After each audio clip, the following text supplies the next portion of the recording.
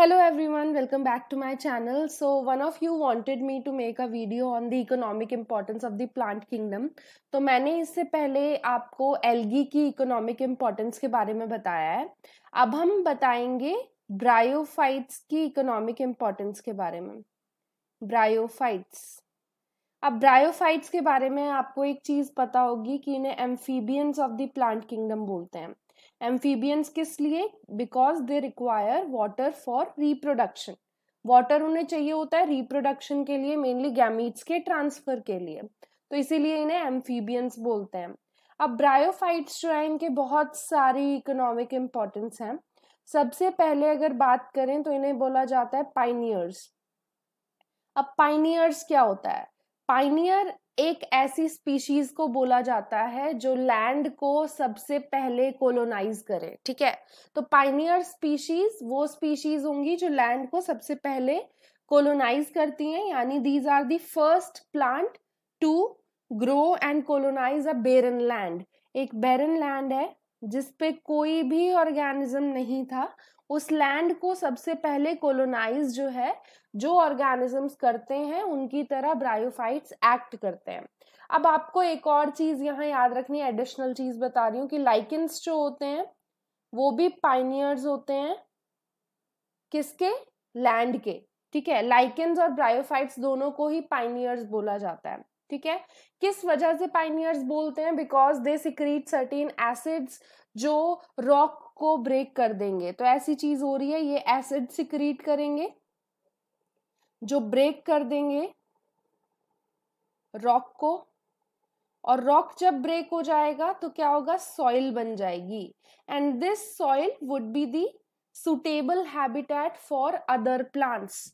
तो दूसरे प्लांट्स को ग्रो होने के लिए, ग्रो करने के लिए एक अच्छी सुटेबल हैबिटेट मिल जाएगी, जिसकी वजह से वहां और सब्सिक्वेंट जो स्पीशीज हैं वो ग्रो कर पाएंगी.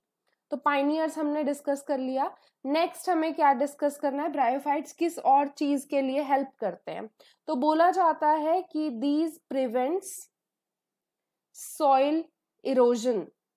सॉइल इरोजन को प्रिवेंट करते हैं. अब कैसे प्रिवेंट करते हैं सॉइल इरोजन को?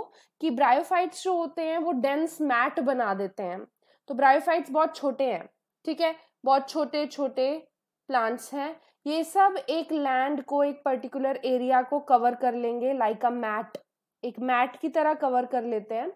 तो कोई भी खाली एरिया नहीं बचा जहां पे क्या होगा कि रेन वाटर जो होगा वो फॉल होगा, और जिसकी वजह से सॉइल जो होगा उसका इरोजन शुरू हो जाएगा, यानी सॉइल की अपर लेयर्स रिमूव होना शुरू हो जाएंगी. तो ब्रायोफाइट्स क्योंकि डेंस मैट्स बना लेते हैं, डेंस मैट बना देते हैं, जिसकी वजह से सॉइल इरोजन नहीं हो पाती है. तो ये भी इनकी एक इकोनॉमिक इंपॉर्टेंस आप बोल सकते हो. नेक्स्ट थर्ड हम क्या डिस्कस कर सकते हैं? अब यहाँ ये चीज हम डिस्कस कर सकते हैं कि सॉइल प्रोडक्शन के लिए भी ब्रायोफाइट्स हेल्प करते हैं. तो सॉइल फॉर्मेशन में भी इनका रोल है, सॉइल बनाने में भी हेल्प करते हैं. ठीक है, कैसे बनाते हैं यहाँ हम डिस्कस कर चुके हैं. नेक्स्ट इकोनॉमिक इंपॉर्टेंस का पॉइंट नेक्स्ट ये है कि कुछ ब्रायोफाइट्स पीट प्रोडक्शन में हेल्प करते हैं. पीट प्रोडक्शन, पीट क्या होता है पता है किसी को? एक टाइप का कोयला होता है, तो पीट कोल बोला जाता है. पीट कोल. तो होता क्या है, कुछ स्पीशीज ब्रायोफाइट्स की जिनमें आता है स्फेग्नम. स्फेग्नम पता होगा आप सबको, जिसे पीट मॉस बोला जाता है. क्या बोलते हैं? पीट मॉस. किस लिए पीट मॉस बोलते हैं? क्योंकि ये पीट की प्रोडक्शन में हेल्प करता है. तो जैसे ये स्फेग्नम का प्लांट है, तो इसकी जैसे जैसे लीव्स जो हैं वो डिके होंगी और नीचे गिरना शुरू हो जाएंगी, तो ये आफ्टर सम ईयर्स क्या करेंगे, कुछ ईयर्स के बाद क्या होगा कि इनकी प्रोडक्शन जो है, जैसे ये नीचे फॉल ऑफ हुए हैं, इनका कुछ डिसइंटीग्रेशन शुरू हो जाएगा और एक चीज बनेगी जिसे पीट बोलते हैं. तो पीट जो है वो एक टाइप का फॉसिल फ्यूल है, कोयले की तरह एक्ट कर रहा है ना, कोल है तो एक फॉसिल फ्यूल होगा. और पीट जो होता है वो बहुत बेकार क्वालिटी का कोल माना जाता है. आपको पता होगा कोल जो होते हैं वो कितने टाइप्स के होते हैं? 4 टाइप्स के होते हैं: एंथ्रेसाइट, बिट्यूमिनस, इसके अलावा लिग्नाइट होता है और एक पीट होता है। तो पीट सबसे बेकार क्वालिटी का, लोएस्ट ग्रेड का कोल बोला जाता है, स्फेग्नम प्रोड्यूस करता है। चलो आगे देखते हैं और कौन सी economic importance, I think fifth है ये, ठीक है, फिफ्थ नहीं होगी तो भूल जाना, पॉइंट चेंज कर लेना भाई। नेक्स्ट, किस चीज के लिए हेल्प करते हैं ब्रायोफाइट्स? तो पैकेजिंग मटेरियल, पैकिंग मटेरियल आप बोल सकते हो, उसकी तरह भी बहुत सारे ब्रायोफाइट्स को यूज किया जाता है, जिनमें से एक कौन है? वो है स्फेग्नम। स्फेग्नम अभी हमने पढ़ा पीट मॉस, वही वाला है ये। तो इस स्फेग्नम जो होता है इसे पैकिंग मटेरियल की तरह यूज करते हैं, घास की तरह दिखता है। तो जो भी, जैसे ये मान लो ये प्लांट की कटिंग है, ठीक है, इसे इसे आपको मॉइस्चर मेंटेन करना है, तो स्फेग्नम को इसके आसपास लपेट दो, ठीक है, जो भी उसका एंड है उसकी साइड लपेट दोगे तो क्या होगा कि उसे आप उस मटेरियल को पैक करके विदाउट हार्म किसी और जगह शिप कर सकते हो। तो शिपमेंट के लिए इसका इस्तेमाल किया जा सकता है। इसके अलावा आपको एक और चीज पता होगी, इसी पॉइंट से रिलेटेड है, कि ये जो प्लांट है इसके अंदर वाटर होल्डिंग कैपेसिटी होती है, वाटर को होल्ड करने की कैपेसिटी होती है, वाटर को होल्ड करके काफी ज्यादा टाइम तक ये रख सकता है। अब वाटर होल्डिंग कैपेसिटी जो है उसी की वजह से इसे यूज किया जाता है प्लांट्स की ट्रांसशिपमेंट के लिए। ट्रांसशिपमेंट क्या होता है? एक नर्सरी से दूसरी नर्सरी, किसी प्लांट को अगर आपको लेके जाना है और आपके पास इतनी सॉइल नहीं है, या सॉइल की वजह से क्या होगा कि भार बढ़ जाएगा, तो उसको हटाने के लिए, उस चीज के लिए आप क्या करोगे? स्फेग्नम लपेट दोगे उस प्लांट के पास, तो मॉइस्चर मेंटेन रहेगा, वो प्लांट जो है ड्राई नहीं होगा और उसे आप कहीं भी भेज सकते हो। नेक्स्ट पॉइंट, कहाँ पे इसका यूज होता है? नेक्स्ट, ब्रायोफाइट्स का यूज किया जाता है मेडिसिन में। अब मेडिसिन में कौन कौन से ब्रायोफाइट्स हैं जिनका यूज किया जाता है, तो वो भी देख लेते हैं, डिफरेंट कलर से लिख लेते हैं। तो एक है मार्केंशिया। मार्केंशिया आपको पता होगा, गैमा कप्स पता है ना? तो मार्केंशिया जो है इसकी स्पीशीज का यूज किया जाता है टीबी की ट्रीटमेंट के लिए। तो टीबी जो होता है, ट्यूबरक्लोसिस, उसकी मेडिसिन बनाई जाती है मार्केंशिया से। नेक्स्ट एग्जांपल अगर हम लें तो स्फेग्नम का ही आता है। स्फेग्नम में क्योंकि मॉइस्चर रिटेन करने की कैपेबिलिटी होती है, इसीलिए इसे अगर कहीं भी कट लगे और सीवियर ब्लीडिंग हो रही है, तो उस ब्लीडिंग को रोकने के लिए भी इसका इस्तेमाल किया जा सकता है, क्योंकि ये वाटर की जगह ब्लड को होल्ड करके रखेगा, ठीक है, तो उसके लिए यूज कर सकते हैं।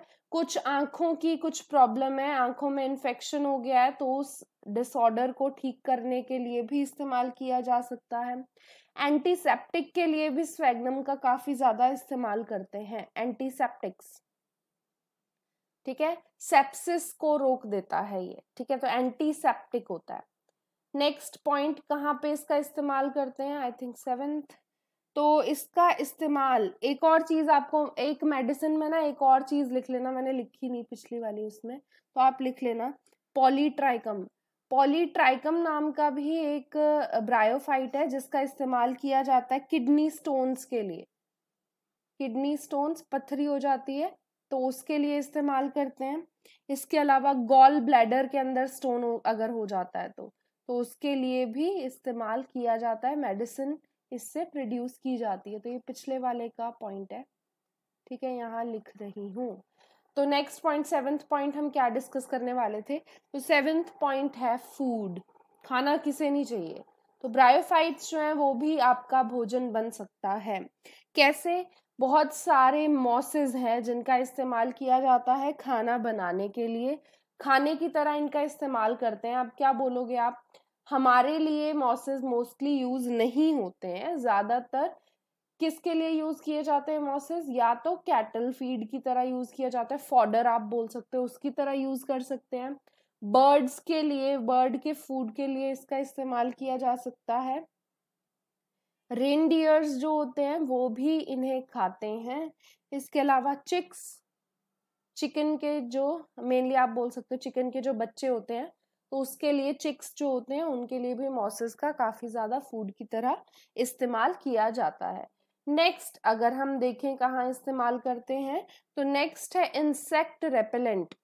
मच्छर आपको काटते हैं, मच्छरों को दूर भगाने की एक दवाई के तौर पे भी इनका इस्तेमाल किया जा सकता है।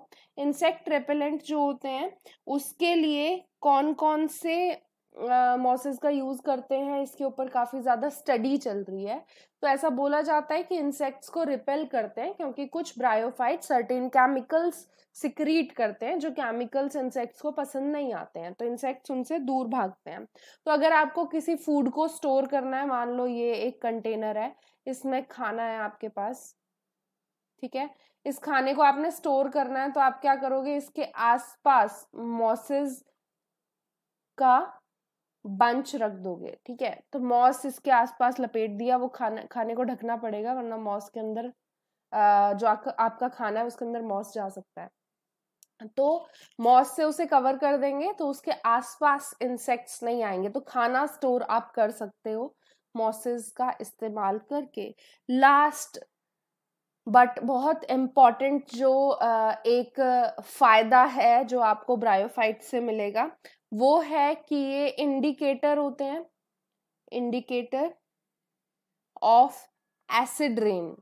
एसिड रेन होने वाली है या नहीं होने वाली है ये बता सकते हैं ब्रायोफाइट्स।